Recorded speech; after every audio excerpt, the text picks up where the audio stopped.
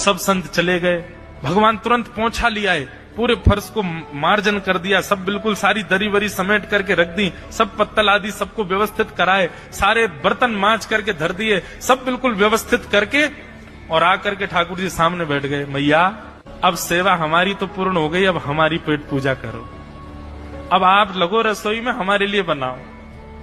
वो तो इतने भाव में आ गए, अरे मेरे लाला मैं अभी बना के लाती हूँ।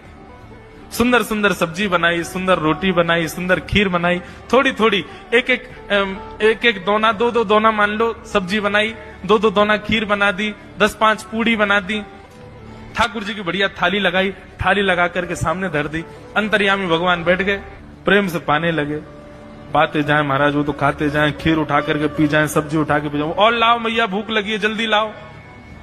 10 की 10 पूड़ी एक बार में चट और लेकर के आई, बेचारी देती गई, 10 की पूड़ी और धरवा ली, फिर उनको भी पा गए। अब मैया ने इतनी सामग्री बनाई थी, बोले मैया भूख लगी है जल्दी जाओ, आटा मारो, फिर से सेको, बढ़िया लेके आओ सामग्री, आपसे हमने कही थी कि आपको हमको पवाना पड़ेगा। नहीं बेटा तू बिल्कुल बैठो रहे। अरे भैया मुझे तो लगी नेक्स्ट तो पेटया कोई तो कुआ है पूरा, कितना डाल दो भरे कोई ना।